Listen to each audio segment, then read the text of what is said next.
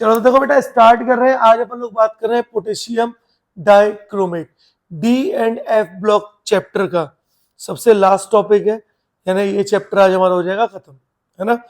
तो स्टार्ट करते हैं पोटेशियम डाइक्रोमेट। सबसे पहले कुछ बेसिक्स की बात करते हैं, देन इसका प्रिपरेशन मेथड देखेंगे और इसके स्ट्रक्चर्स देखेंगे, जैसे हमने KMnO4 के साथ किया था। ठीक है, चलो देखो सबसे पहले आप मुझे बताओ, क्या आप लोग H2CrO4 को जानते हो? बताओ क्या नाम है इसका? Chromic acid. क्या नाम है? Chromic acid. अगर आप H2CrO4 में से माइनस कर दोगे 2 H पॉजिटिव आयन, तो ये क्या बन जाएगा?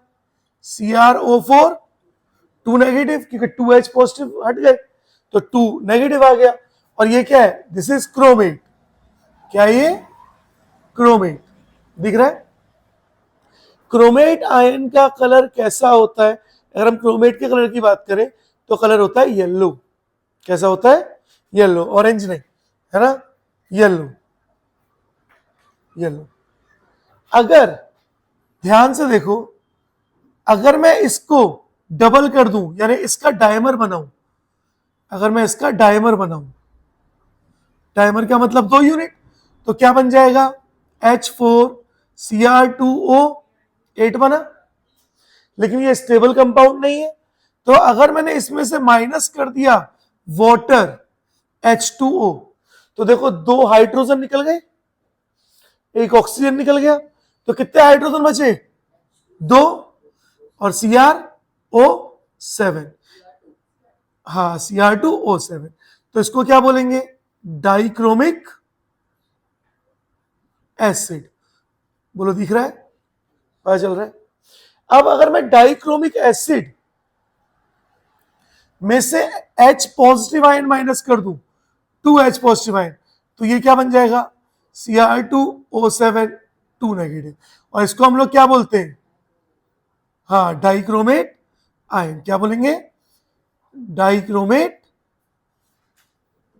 आयन। बोलो, पता चल रहा है? पक्का?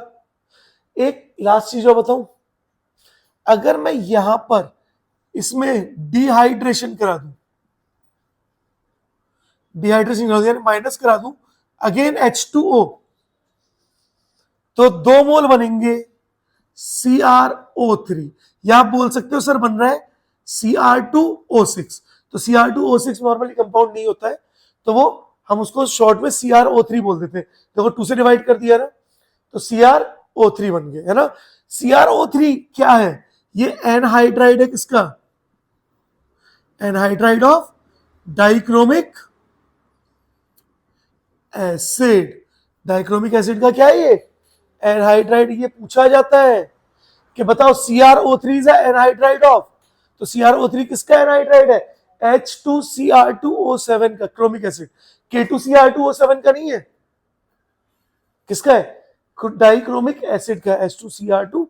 तो ज्यादातर बच्चे यहां पर गलती करते हैं। समझ पा रहे हो? क्या यहां तक कोई डाउट है? डाइक्रोमेट आयन का कलर कैसा होता है? यहां पर ऑरेंज कलर होता है। बोलो, कलर पहचाना? अगर प्रिपरेशन की बात करें, देखो अगर प्रिपरेशन की बात करें, preparation method of potassium dichromate, क्योंकि हमें तो पोटेशियम डाइक्रोमेट ही पढ़ना है, डाइक्रोमेट। अगर पोटेशियम डाइक्रोमेट को प्रिपेयर करेंगे तो सबसे पहले जैसे KMnO4 को प्रिपेयर किया तो मैग्नीज की ओर ली थी, कौन सी ओर ली थी?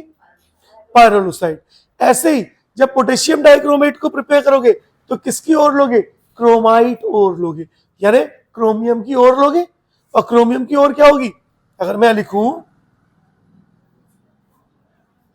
क्रोमियम की ओर की बात करूं तो बेटा कौन सी ओर होगी? क्रोमाइट ओर। कौन सी होगी? क्रोमाइट ओर। और क्रोमाइट ओर क्या होती है? Fe2। हाँ बोलो, Cr2O4। दिख रहा है? हाँ, Fe2 ना। क्रोमाइट ओर क्या होगी? Fe2Cr2O4 ही होगी।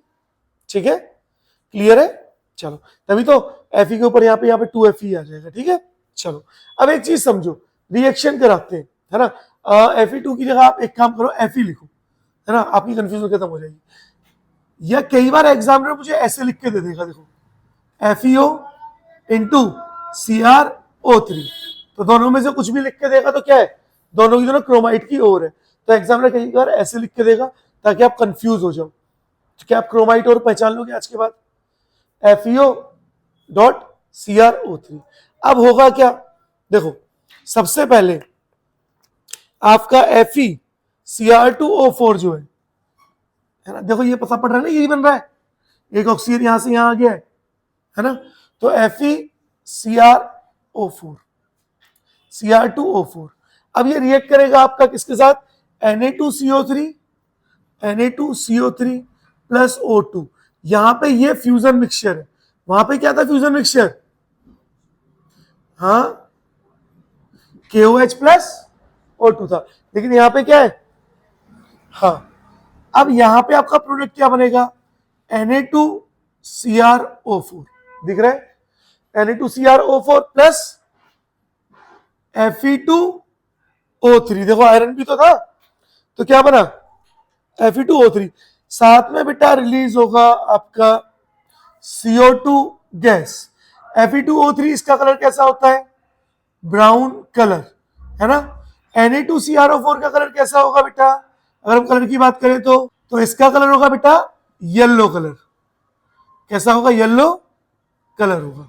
तो आपसे क्वेश्चन ये पूछा जाएगा कि एक गैस रिलीज हो रही है, एक और है, हम उसको ट्रीट करा रहे Na2CO3 के साथ प्लस O2 के साथ, तो एक गैस रिलीज हो रही है जिसको हम यूज करते हैं फायर एक्सटिंग्विशर में, है ना। तो वो कौन सी गैस है, या वो गैस रिलीज होती है किसी भी ऑर्गेनिक कंपाउंड के कंबशन में, तो वो कौन सी गैस है, CO2 गैस है ना। तो आप पहचान सकते हो, साथ में एक ब्राउन सॉलिड बन रही है और एक येलो कलर का कंपाउंड बन रहा है, दिख रहा है। अब देखो ध्यान से, जो Na2CrO4 है, अगर आप उसको ट्रीट करते हो एसिडिक मीडियम में तो ये बनाता है Na2Cr2O7, क्या बनाएगा, Na2Cr2O7, और इसका कैसा कलर होगा, ऑरेंज कलर, कैसा कलर होगा, ऑरेंज, जबकि इसका बेटा कैसा कलर था, येलो कलर। बोलो दिख रहा है, अरे बोलो भाई, हाँ। अब एक चीज समझो, इस बार 12th के बोर्ड के एग्जाम में आए थे क्वेश्चन, आपको CrO4 2 नेगेटिव दिया था और उससे बोला था Cr2O7 2 नेगेटिव कैसे बनेगा, है ना। एसिडिक मीडियम में ट्रीट करो, ये बन जाएगा। अच्छा देखो, अगर मैं इसको बेसिक मीडियम में ट्रीट करूंगा तो Na2Cr2O7 से क्या बन जाएगा, Na2CrO4। एक बात बताओ, क्या मैं Na2Cr2O7 को ऐसे लिख सकता हूं, Cr2O7 2 नेगेटिव, और इसको लिख सकता हूं CrO4 2 नेगेटिव, तो ये क्या है, क्रोमेट है, और ये क्या है, डाइक्रोमेट है। तो इसी रिएक्शन को बोलते हैं क्रोमेट डाइक्रोमेट इक्विलिब्रियम। ये मुझे अलग से लिखवाना था, लेकिन मैं इसी में लिखवा दिया कि अगर एसिडिक मीडियम में तो क्रोमेट से क्या बन रहा है, डाइक्रोमेट, लेकिन बेसिक मीडियम में तो डाइक्रोमेट से वापस क्या बन जाएगा, क्रोमेट बन जाएगा। तो क्रोमेट डाइक्रोमेट इक्विलिब्रियम दिख रहा है। चलो आगे बढ़े, देखो नेक्स्ट, मुझे बताते रहना जब लाइट आएगी तो वो मैं, है ना, चलो कोई बात नहीं।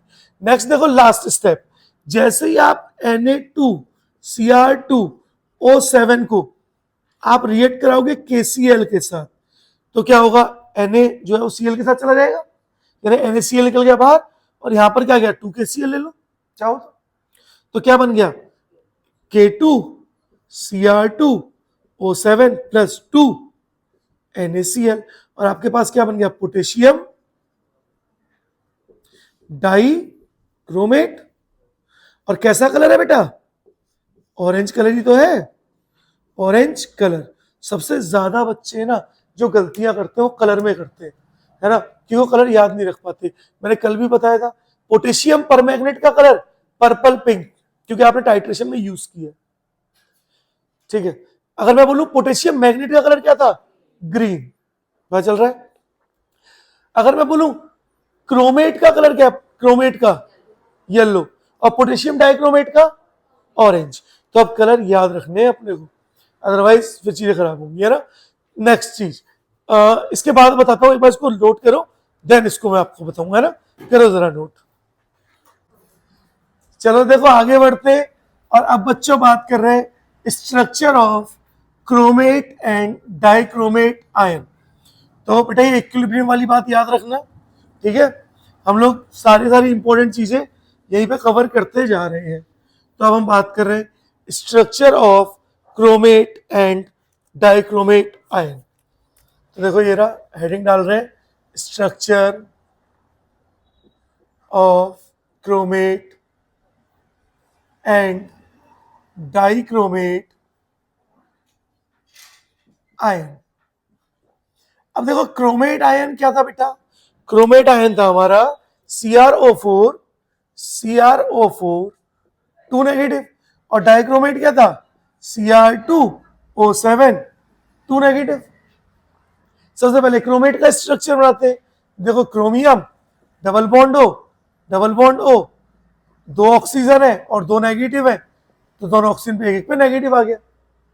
अब जरा ध्यान से देखो, इनके बीच में कौन सा बॉन्ड है, अगेन हाँ कौन सा, पी पाई, दूसरे कलर से लिखते हैं पी पाई डी पाई, यहां पे भी पी पाई डी पाई बॉन्ड, ये दोनों बॉन्ड कैसे है, सिग्मा है। अगर मैं आपसे बोलूं इस स्ट्रक्चर की हाइब्रिडाइजेशन क्या होगी, हाँ क्या होगी, हाइब्रिडाइजेशन sp3। एक बात बताओ, CrO4 नेगेटिव में, अच्छा पहले शेप और ज्योमेट्री की बात कर लेते हैं। ज्योमेट्री और शेप दोनों क्या होंगे, टेट्राहेड्रल, दिख रहा है। अगर मैं आपसे बात करूं यहां पे oxidation number of chromium in CrO4 2 negative, तो कितना होता है बेटा, +6 होता है। यानी अगर मैं क्रोमियम की कॉन्फ़िगरेशन लिखूं, क्रोमियम इज 24, तो वो क्या होता है, आर्गन 18, 4s1 और 3d5। लेकिन अगर क्रोमियम पर +6 चार्ज आ गया तो कॉन्फ़िगरेशन क्या हो जाएगी बेटा, आर्गन 18, 4s0, 3d0। बोलो क्या कोई अनपेड इलेक्ट्रॉन है, तो क्या ये कोई कलर शो करेगा, नहीं करेगा। लेकिन इसका तो कलर कैसा होता है, येलो, है ना। तो कैसा कलर होता है, शो करता है येलो कलर को ड्यू टू चार्ज ट्रांसफर, हाँ चार्ज ट्रांसफर स्पेक्ट्रा। तो याद रखना कोई अनपेड इलेक्ट्रॉन नहीं है, ऑक्सीडेशन में +6 है, लेकिन फिर भी कैसा कलर शो कर रहा है, येलो कलर कर रहा है। क्यों शो कर रहा है, due to charge transfer spectra. कोई अनपेड इलेक्ट्रॉन नहीं है, तो पैरामैग्नेटिक या डायमैग्नेटिक, डायमैग्नेटिक। तो लिख दे डायमैग्नेटिक। और कुछ छूट रहा है क्या, डायमैग्नेटिक इन नेचर, बोलो पता चला। नेक्स्ट आगे एक चीज और बताओ, अगर मैं इसमें बात करूं bond length, bond length between carbon oxygen, तो ये ए है, अलग कलर से लिखते हैं, ये ए है, ये बी है, ये सी है और ये डी है। तो बोलो ए और बी की बॉन्ड लेंथ और सी और डी में किसकी बॉन्ड लेंथ ज्यादा होगी, सी और डी की, क्योंकि वो कैसे बॉन्ड है, सिंगल बॉन्ड है। हाँ बोलो, हाँ क्रोमियम, प्रिंटिंग मिस्टेक, मैंने कार्बन बोल दिया, क्रोमियम बेटा, क्रोमियम, ठीक है। तो क्रोमियम और ऑक्सीजन में अगर हम बॉन्ड लेंथ की बात करें तो बॉन्ड लेंथ क्या होगी, अलग अलग होगी या इक्वल होगी, बोलो। A equals to B equals to, blue colour से लिखते हैं ना यार, इक्वल होगी, है ना, ऐसे लिखते हैं ताकि साफ साफ थोड़ा हाईलाइट हो जाए। इक्वल होगी यानी ए इक्वल होगा, बी इक्वल होगा, सी इक्वल होगा डी के। Negative single double, negative single double, resonance हो रहा है ना। तो रीजन क्या है, ड्यू टू रेजोनेंस, रेजोनेंस के ऐसी KMnO4 में भी ऐसे ही हो रहा था, KMnO4 में भी ऐसे ही हो रहा था, पता चल रहा है। चलो आओ डाइक्रोमेट, Cr2O7 2 नेगेटिव, थोड़ा उस तरफ लिख देते हैं, Cr2O7 2 नेगेटिव। अब अगर इसका स्ट्रक्चर बनाए तो बच्चों कितने क्रोमियम है? 2, तो 2 आ गए देखो क्रोमियम। इसके पास कितने बॉन्ड? ऑक्सीजन पे नेगेटिव, यहां पर डबल बॉन्ड O और O नेगेटिव, और इन दोनों के बीच में भी क्या होता है? एक बॉन्ड होता है ऑक्सीजन के साथ, दिख रहा है। अब अगर मैं इसके हाइब्रिडाइजेशन बात करूं तो इस क्रोमियम के हाइब्रिडाइजेशन भी sp3 और इस क्रोमियम के हाइब्रिडाइजेशन भी sp3, दिख रहा है। सिग्मा बॉन्ड गिन ले, 1 2 3 4, यहां पे भी 1 2 3 4। अच्छा बॉन्ड की बात करें तो यहां पे कौन सा बॉन्ड है? पी पाई डी पाई, ये भी पी पाई डी पाई। पी पाई मतलब पाई बॉन्ड जो है उसमें ऑक्सीजन का पी ऑर्बिटल पार्टिसिपेट कर रहा है और क्रोमियम का डी ऑर्बिटल पार्टिसिपेट कर रहा है। मैंने एक बार गलती से क्रोमियम को कार्बन बोल दिया हो तो उसको ध्यान रखना, क्रोमियम ही, ठीक है। यहां पर भी देखो ये पी पाई डी पाई, ये भी डी पाई और पी पाई। देखो डी को मैं क्रोमियम की तरफ लिख रहा हूं और पी को मैं ऑक्सीजन की तरफ लिख रहा हूं ताकि हमारी कंफ्यूजन खत्म हो जाए। बोलो क्लियर है।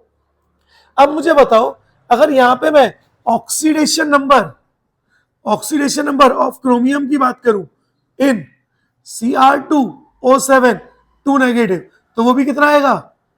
+6 ही आएगा। यानी यहां पर भी अगर मैं क्रोमियम +6 की कॉन्फ़िगरेशन लिखूं तो क्या होगा? Argon 18 4s0 and 3db 0, that means no unpaired electron, यानी कैसा होगा? डाया मैग्नेटिक, लेकिन शो करता है ऑरेंज कलर, अनपेयर्ड इलेक्ट्रॉन तो है नहीं, फिर भी due to charge transfer spectra. अगर बॉन्ड लेंथ की बात करें, देखो अगर बॉन्ड लेंथ की बात करें, मैंने लिखा ये A है, ये B है, ये C है, ये D, ये E, ये F, ये G और ये H, तो कौन कौन सी बॉन्ड लेंथ इक्वल होंगी? नीचे लिख देते बॉन्ड लेंथ की बात करूं तो A इक्वल होगी किसके? B इक्वल होगी किसके? C, और C इक्वल होगी F इक्वल होगी G और H के, और दूसरा कौन इक्वल होंगी? D इक्वल होगी किसके?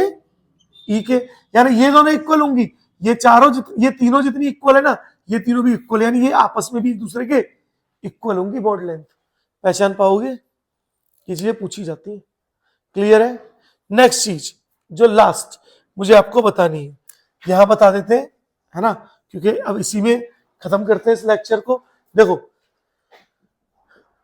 K2Cr2O7 is a strong oxidizing agent, है। क्रोमियम मैक्सिमम ऑक्सीडेशन स्टेट कितनी शो करता है? +6। कितनी शो करता है? +6। तो ये ऑलरेडी +6 में, तो अभी और इलेक्ट्रॉन दे नहीं सकता, ये इलेक्ट्रॉन को ले तो सकता है, और जो इलेक्ट्रॉन लेते हैं वो क्या होते हैं? ऑक्सीडाइजिंग एजेंट होते हैं। पता चल रहा है। अब अगर ये स्ट्रॉन्ग ऑक्सीडाइजिंग एजेंट है तो हमेशा याद रखना Cr2O7 2 नेगेटिव, जहां पे क्रोमियम के ऊपर ऑक्सीडेशन नंबर है बेटा +6, वो हमेशा कन्वर्ट होगा कभी भी एसिडिक मीडियम। नॉर्मली इसकी रिएक्शन जैसे हम लोग KMnO4 की एसिडिक, बेसिक और न्यूट्रल में पढ़ते थे ना, इसकी रिएक्शन हम लोग सिर्फ एसिडिक मीडियम में ही पढ़ते हैं, यानी H पॉजिटिव आयन की, और ये हमेशा बनाता है Cr3 पॉजिटिव, यानी +6 से किसमें गया? +3। और Cr3 पॉजिटिव का कलर कैसा होता है? इसका कलर होता है ग्रीन। कैसा कलर होता है? ग्रीन। जबकि Cr2O7 2 नेगेटिव का कलर कैसा था? ऑरेंज था। बोलो समझ आया? सबको क्लियर है? तो इसी के साथ हमारा K2Cr2O7 यानी पोटेशियम डाइक्रोमेट होता है समाप्त, और उसी के साथ हमारा ये चैप्टर भी होता है समाप्त। तो आप नोट कर लो।